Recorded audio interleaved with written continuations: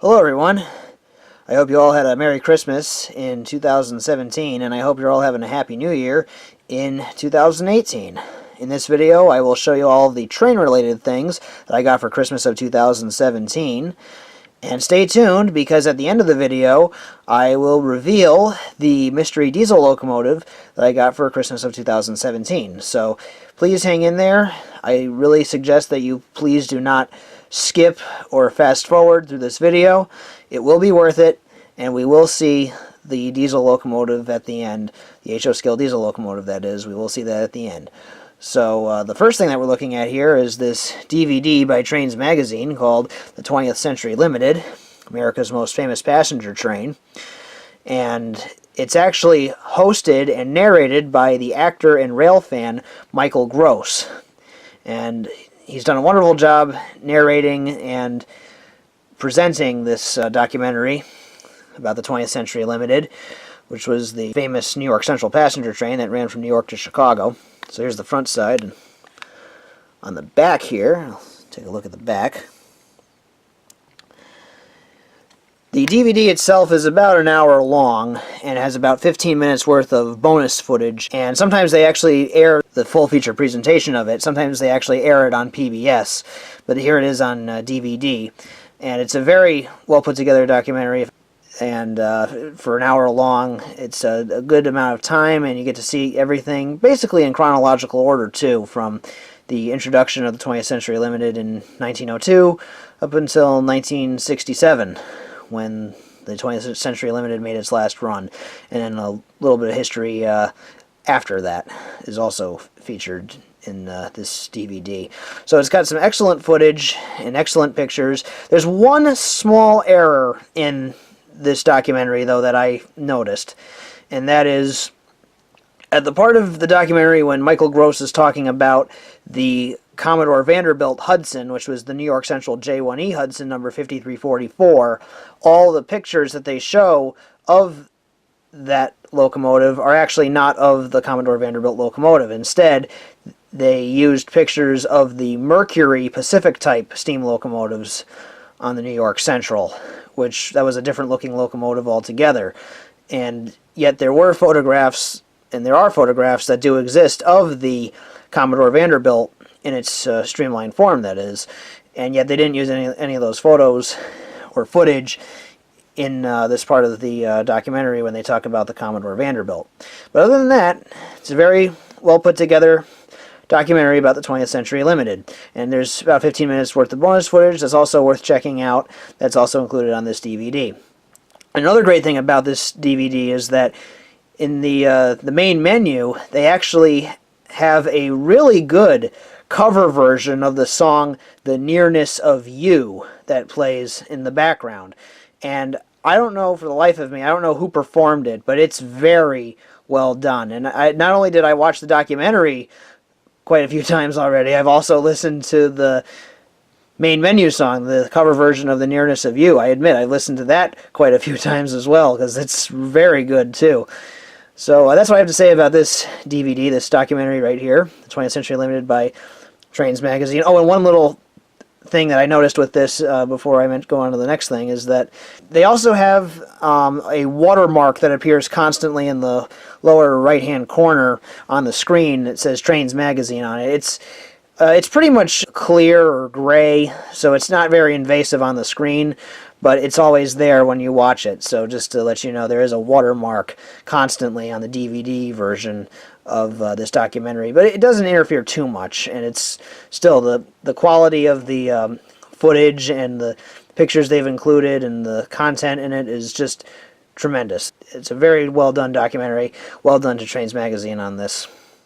So now we move on to the next thing that I got for Christmas of 2017, which is this DVD right here called Evidence of a Dream, which this is the movie that they play at the California State Railroad Museum these days. It's only a short movie. It's maybe about 20 minutes long.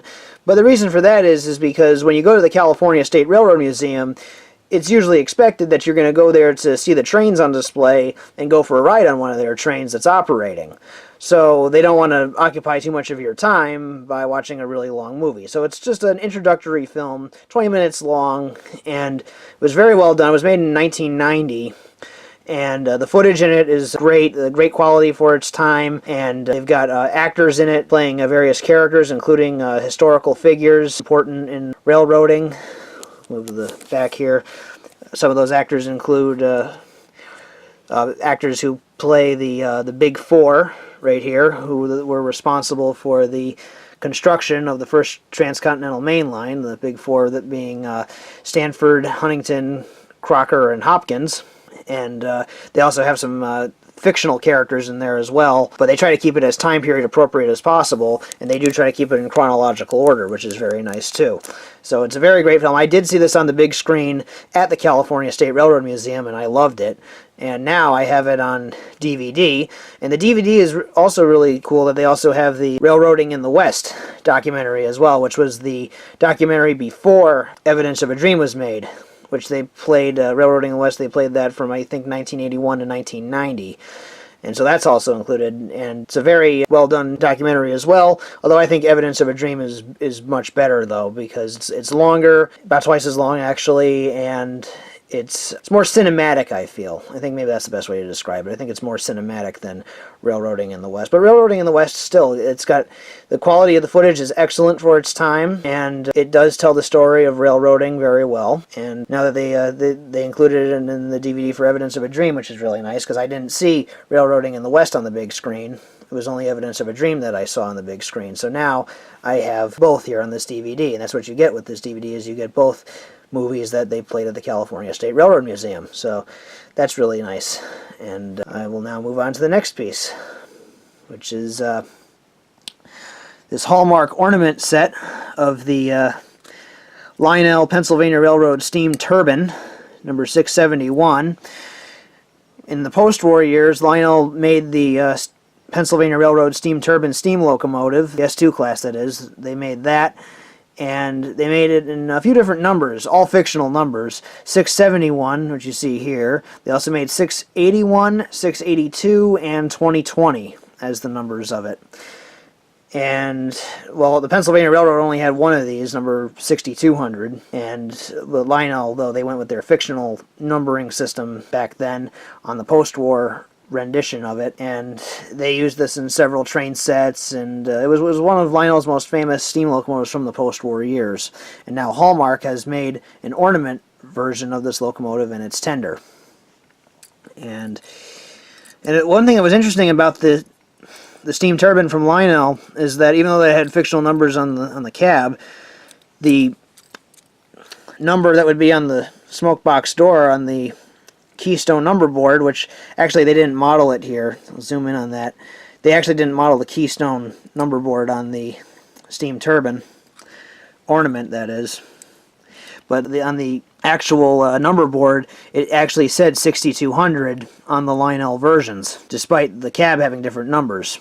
And also the steam turbines also came with different tenders as well. This was one of them right here, this 12-wheeled Pennsylvania tender that has the streamlined bunker on top. So that's another piece that I got. I'm glad I have this in my collection now of Lionel licensed Hallmark ornaments. Now we'll move on to the next piece I'll show you in this part of the video, which is this whole collection of trees right here by Lemax in their Coventry Cove line. They're all pine trees or spruce trees, and they all are winterized, as you can see here. Some of them are, I guess, some of them are N scale, and then there's some that are HO, and there are some that are O gauge size. So you can use them for almost any size of model trains if you want to have a winter scene, that is. So I was actually going to save this whole part of the video right here, all these trees. I was going to save that for the model train segment of it. However, because there's so many of them, I couldn't fit them all on the screen at once for that part. So instead, I was going to include it in here to show you basically all of them. Take one last look. And there you have it. So now we will move on to the Train Simulator 2018 part of the video, where I will show you all the Train Simulator 2018 DLC that I got for Christmas of 2017. So we'll take a look at that right now. Okay, so now we're in the Train Simulator 2018 DLC part of this video. The first DLC that we're looking at here is the North London and Goblin Lines route by Dovetail Games. This includes the 18-mile-long North London line from Richmond to Stratford in London, England, with the 13-mile-long Goblin line from Gospel Oak to Barking and beyond to Rainham, Essex, as well as the 6-mile-long West London line from Willesden Junction to Clapham Junction and beyond to London's Victoria Station. There are also London Overground Class 378 EMU cars, overhead and third rail versions, as well as 5-car versions, as well as crew and non-crew versions for each type. There are also London Overground Class 172 DMU cars, crew and non-crew versions. There are several new scenery objects and assets, as well as many more recycled from previous Dovetail Games routes, and there are 10 scenarios, 7 career mode and 3 railfan mode.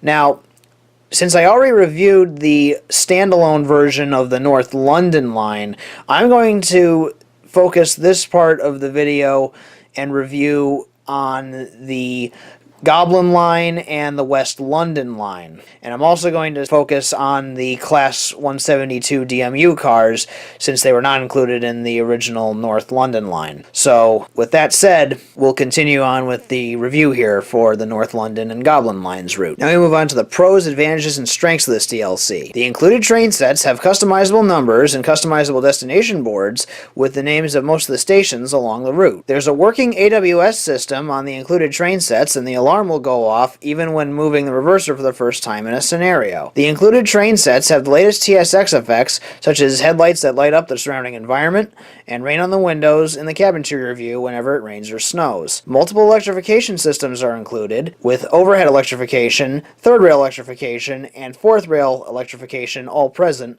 on this route. There's graffiti on walls and buildings on this route, and there's also trackside garbage, both of which add the feel of being in and around a big city. The rails are T-rail just like in real life. Super elevated curves are included. A second horn sound can be activated by pressing the B button on the Class 172 DMU cars. Lots of buildings light up at night. There are detailed segments of the Great Western Main Line, Great Eastern Main Line, Midland Main Line, Brighton Main Line, and High Speed 1 routes that are meant for show. Station pedestrians are properly dressed for all seasons, and they have the latest animations such as drinking coffee and checking their cell phones. The Class 172 DMU car sets have a passenger interior view, and rain can be seen on the windows when it rains or snows. This route has the highly urban sound effects such as ambient sounds of emergency vehicles and taxis. Most of the controls in the cabs of the included train sets animate, and they animate properly. There are traffic trains and quick drive scenarios, and achievements are included.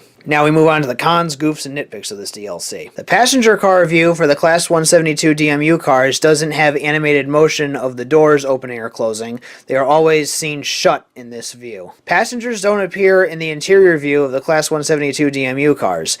They only appear when looking at the cars from the outside. Only a short blast can be sounded on the horns for the Class 172 DMU cars. The Class 172 DMU cars have too much rolling resistance where it feels as if the brakes are applied too hard.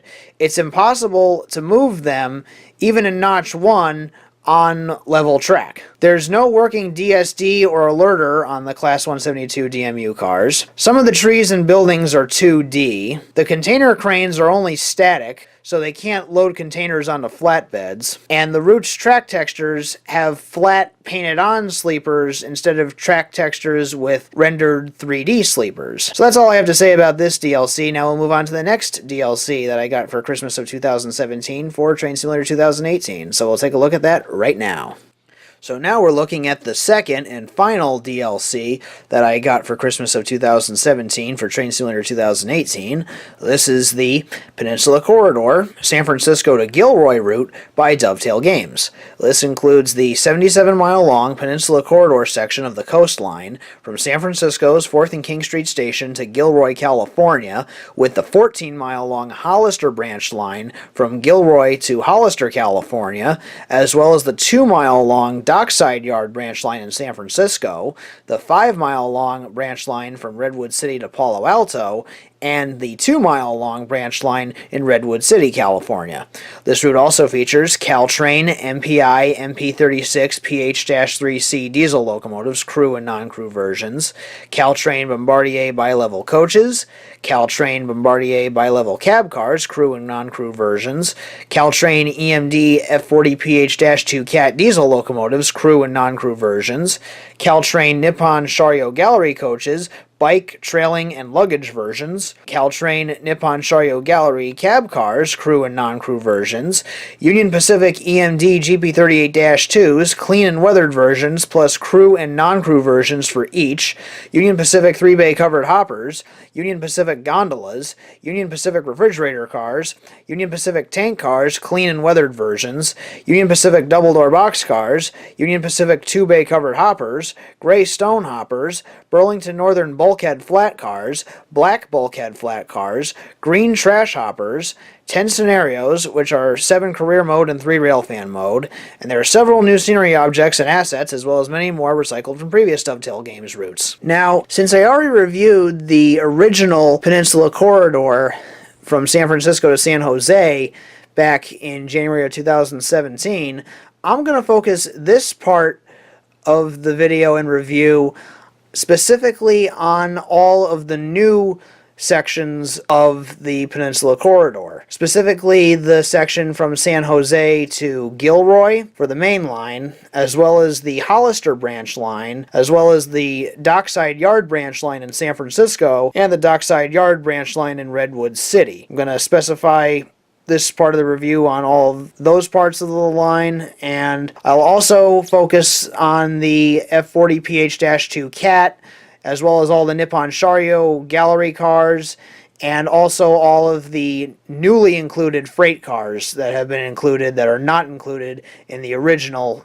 Peninsula Corridor. So with that said, I will continue and move on in this review and focus primarily on that sort of stuff. So now we move on to the pros, advantages, and strengths of this DLC. The rails are T-rail, just like in real life, and the ties are rendered. The route features 2 railroads and not just one in its standard package, that being Union Pacific and Caltrain. The included locomotives and cab cars have the TSX features, such as headlights that cast light on the surrounding environment, and rain on the windows when it rains or snows. There are multiple signals on the route, including 3 light block signals and target-type signals. Most of the controls on the locomotives and cab cars animate, and they animate properly. There are smooth curves and super elevated curves included. The light rail tracks are included in San Francisco, Millbrae, Mountain View, and San Jose, but they're only for show. They don't go very far in the game. All of them have overhead electrification, except for the light rail line in Millbrae, which has third rail electrification. Station pedestrians are properly dressed for all seasons, and they have the latest animations such as drinking coffee and checking their cell phones. All the locomotives and cars have customizable numbers. There are traffic trains included in quick drive scenarios.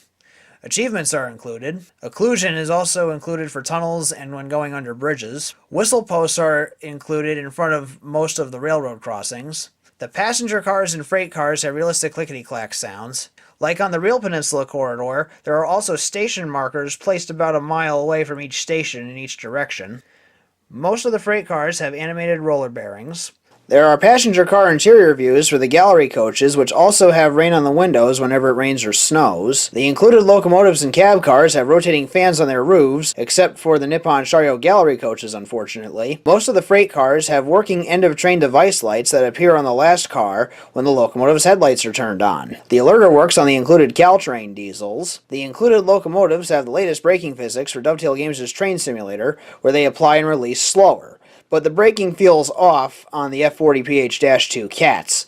It feels more like the brakes on a freight diesel than on a passenger diesel. The locomotive brakes can be bailed off on the included locomotives. All of the included locomotives and cab cars have notched throttles. The F40PH-2 Cat and Gallery cab cars have dimmable headlights and flashing ditch lights. Whenever the horn is sounded on the F40PH-2 Cats and the Gallery cab cars, it triggers the bell to ring. Lots of buildings light up at night. The windows and doors can be opened and closed on the included diesels. The train brakes on all of the included locomotives have forced pauses. The scenery density has been improved in certain key areas of the route, like San Francisco, where many more key landmarks are included that were not included in the original Peninsula Corridor route. Some of these landmarks now featured in San Francisco on the San Francisco to Gilroy Peninsula Corridor route include the Transamerica Building, the Oakland Bay Bridge, and AT&T Park. The route feels a lot more fun, interactive, and complete for all kinds of trains that run on this route than on the original San Francisco to San Jose section that Dovetail Games made previously. It's more fun and interactive for freight trains than on the San Francisco to San Jose Peninsula Corridor due to the inclusion of new yards and branch lines, and it's also more fun and interactive for passenger trains since all of Caltrain's system has been included on this one route. Now we move on to the cons, goofs, and nitpicks of this DLC. Only wooden ties are included for the track textures on this route, but in the real world, there are sections of this line that have concrete ties. The air hoses are always disconnected between all of the included freight cars, the F40PH-2 Cats, the Nippon Sharyo Gallery coaches and cab cars, as well as the GP38-2s. The cab cars don't have working alerters. There are no externally animated controls on the locomotives and cab cars. The sound does not become less muffled when the windows and doors are open inside the cabs of the included locomotives. The computer screen doesn't work at all on the F40PH-2 Cats. The cab cars don't have opening windows. The cab interior for the Nippon Sharyo Gallery cab cars is completely wrong. In the real world, Caltrain's Nippon Sharyo Gallery cab cars have desktop control stands, not standard control stands like with what Dovetail Games has made. In order to turn off the bell after sounding the horn on the F40PH-2 Cat and the Nippon Sharyo Gallery cab car, the bell button has to be pressed twice on the keyboard, and the bell button doesn't animate to the on position when the horn triggers the bell to ring. The alerter is completely silent on the F40PH-2 Cat, causing the PCS to trip and forces the player to reset it in order to move again. The roller bearings don't animate on any of the covered hoppers that are included. There are no highly urban sound effects included, despite the fact that major cities are featured on this route. The sounds for the F40PH-2 Cat are the same as the New Jersey Transit version of it that Dovetail Games made in 2015. The grab iron on the engineer's side of the nose of the F40PH-2 Cat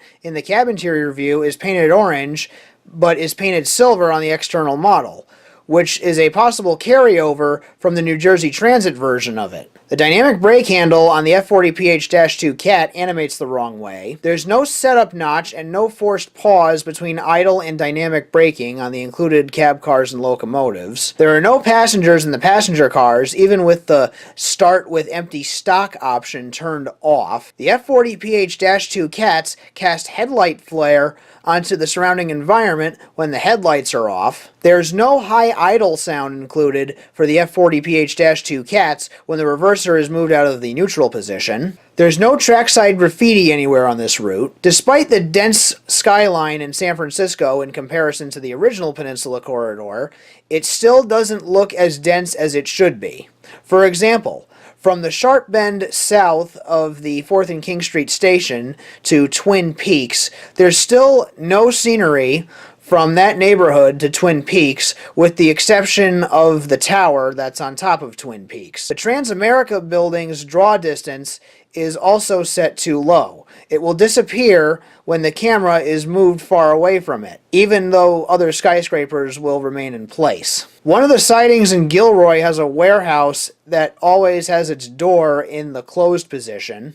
On 3rd Street in San Francisco, where the dockside branch line crosses the light rail tram tracks, the dockside branch line track overlaps the light rail tram tracks instead of properly intersecting with them. The animated digger and forklift models don't make any sounds, even though that they did have sounds when they were included in older routes, even back in the original rail simulator. The end-of-train device lights on all of the newly included freight cars, except for the Stonehoppers, blink with a mixing texture message appearing on every second flash or so. The black bulkhead flat cars don't have any end-of-train device lights added to them whatsoever. The marker lights don't turn on when the F40PH-2 cat is trailing.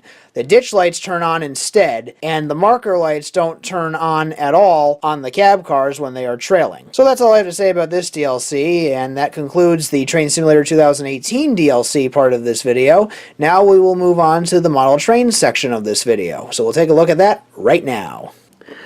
Okay, so now we're in the model train section of this video, and the first things that we're looking at here are, well, they're actually not trains. They're actually road vehicles.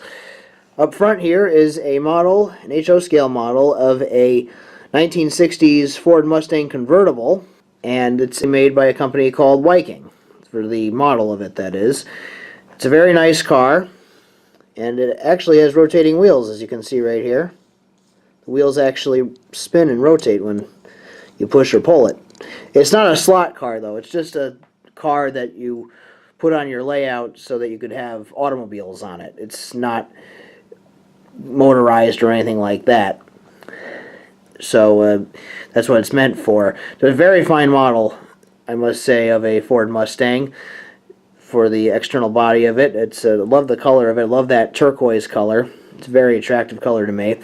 It also has painted door handles right there, and also the Ford Mustang logo on the fender, which is very cool. It might not be easy to see on the camera here in the video, but they did actually put that on there on the side, which is really cool. And it has the tail lights on it. The tail lights and the headlights don't light up, but they are actually modeled on the car, which is very nice attention to detail right there.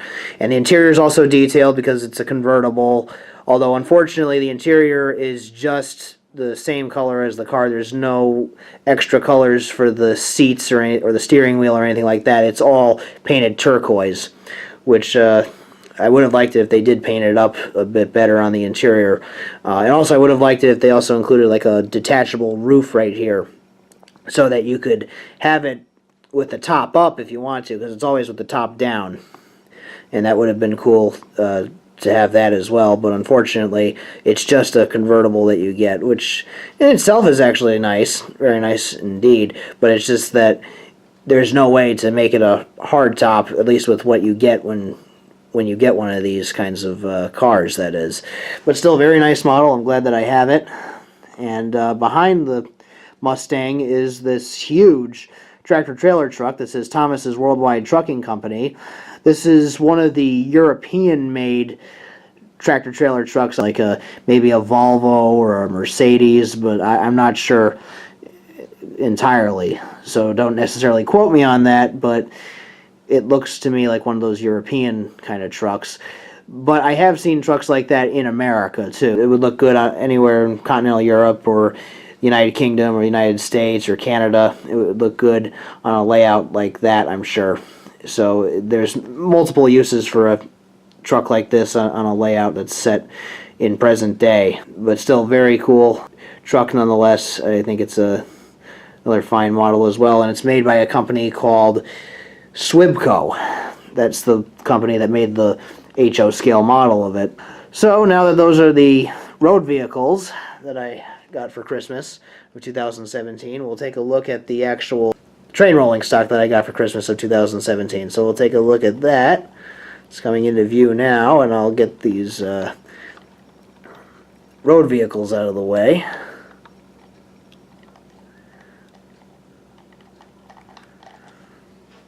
Okay, time to go.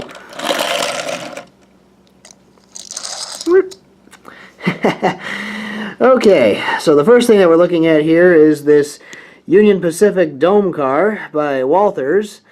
This is the model Harriman, which is actually one of the Dome cars that Union Pacific uses these days in their excursion fleet. And there's actually something about this car that makes it unique from all the other Walthers cars that I have up to this point. It's got interior lighting. Look at that. And it's all LED lighting too, so it actually doesn't take up too much amperage whenever you use it on the track, which is good. And also, the lights actually look brighter than with incandescent bulbs. So you actually get a lot more benefits by using the LED bulbs rather than the incandescent bulbs. It looks brighter and it actually takes up less power. Now I noticed that only the lower level has the lighting. The dome level does not have lighting, so it's not throughout the entire car. And there aren't any passengers included, but the thing is with passenger car models is that if they added the passengers in there, it would probably drive the price up because the passengers have to be made and they have to be painted and then glued in to the seats and everywhere else. And another problem is if you have passengers, well, it's not really a problem, but it's something that can be a bit of a hindrance depending on what you're trying to do. And that is, well, if you have a deadhead move, or if you have the car parked in a siding and it's full of people inside of it, and the people we're assuming here are passengers, then it wouldn't look prototypical to leave the passengers in the car in a siding. That it wouldn't be really realistic. So that's the thing, is that by not having the passengers in, then you can add passengers yourself if you want to, and then go from there. But if you do add the passengers, of course, it helps to make it look more realistic, because then it shows that the train is actually like a revenue train, or it's actually out there on an excursion. So yeah, this is definitely a real step up from other Walthers cars that I have. It has the factory installed grab irons, which is definitely a cool feature that I love Walthers doing now these days, because for a long time Walthers did not have the factory installed grab irons when every other manufacturer was doing passenger cars and freight cars with factory installed grab irons. So I guess it was in 2010 or something like that. That's when Walthers finally gave in to having factory installed grab irons on their cars. So that really helps, because the thing is with HO scale stuff, you're dealing with these very small microscopic sized parts. And I really don't think it makes sense to have the grab irons and other small parts as add-on parts. I really think they should be installed at the factory, because they're very small. In order to actually add them to the cars, for the cars that have the add-on grab irons, you have to take a very, very small drill bit and actually drill holes into the car so that the grab irons can then fit on. But that's not the case with this car. The grab irons have already been installed, which is a very nice feature. And I love the interior lighting. It's definitely a step in the right direction, and I hope Walthers continues on doing that with all their passenger cars, because all the other manufacturers are doing it these days with factory installed grab irons on their cars, as well as interior lighting. Companies like MTH, Rapido Trains, Broadway Limited Imports, and even Bachmann. Yes, Bachmann is also doing that too with factory installed grab irons and interior lighting. And so I hope Walthers continues this. I don't know when this car was actually made. It was probably made in recent years, but still, doesn't really matter. If you can find one with the interior lighting, it definitely helps. It does probably get a bit more expensive with the interior lighting, but to me, it's worth it. It's definitely worth having the interior lighting for sure, especially if it's LED lighting, because then you don't have to worry about as much for the transformer shorting out because of an overload, which that really does help. So that's a really cool feature about this car. So now we'll move on to the next one, which is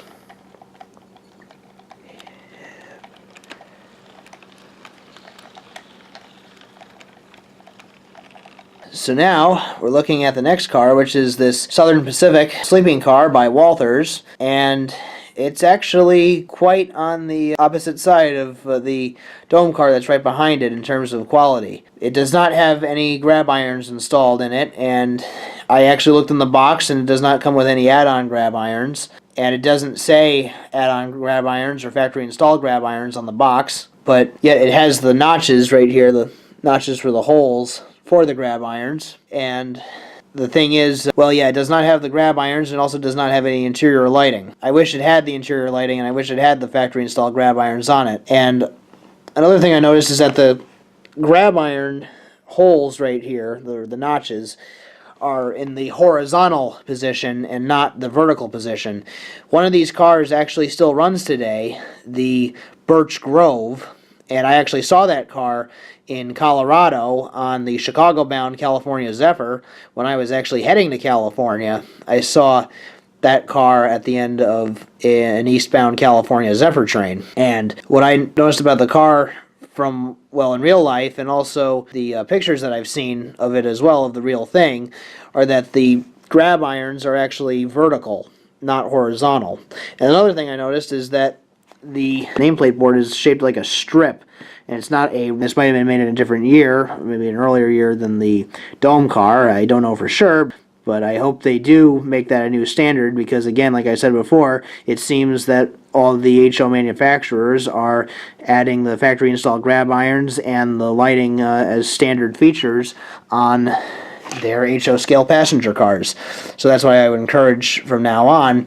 But still, it is a good model. Not the best in my collection, but still very nice. I'm glad that I saw the real Southern Pacific Birch Grove sleeping car in real life. That was actually quite cool to see that on the California Zephyr that was heading back to Chicago, when I was on the California Zephyr going to California, where the two trains passed by each other in Colorado. So that was quite cool in the real world, and I'm glad to have this car in my collection now. It's a good little memento, I must say.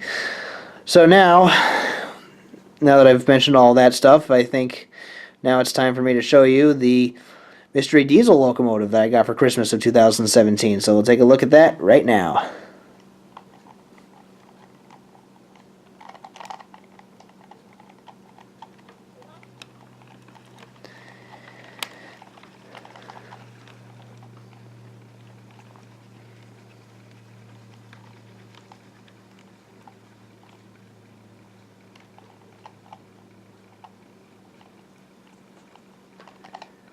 There it is.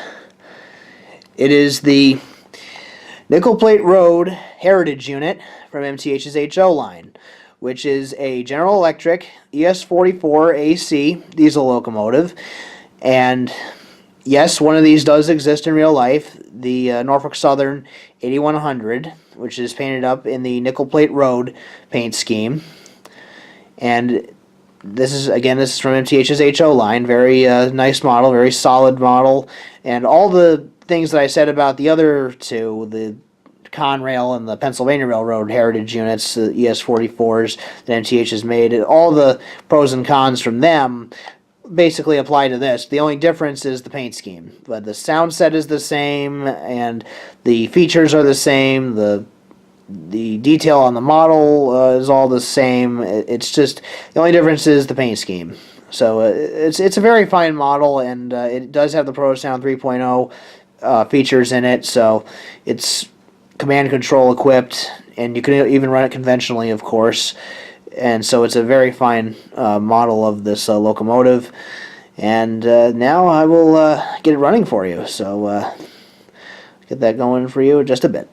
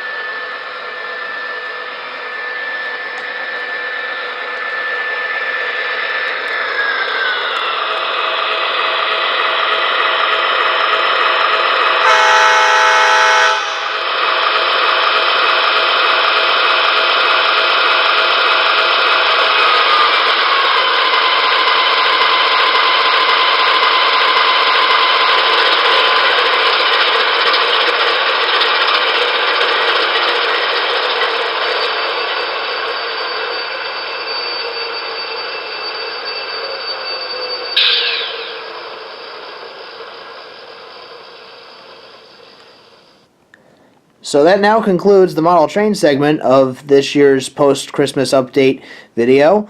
But before I go, I have a couple of announcements and things to show you as a bonus for this video, and that is my likeness is returning to Train Simulator 2018.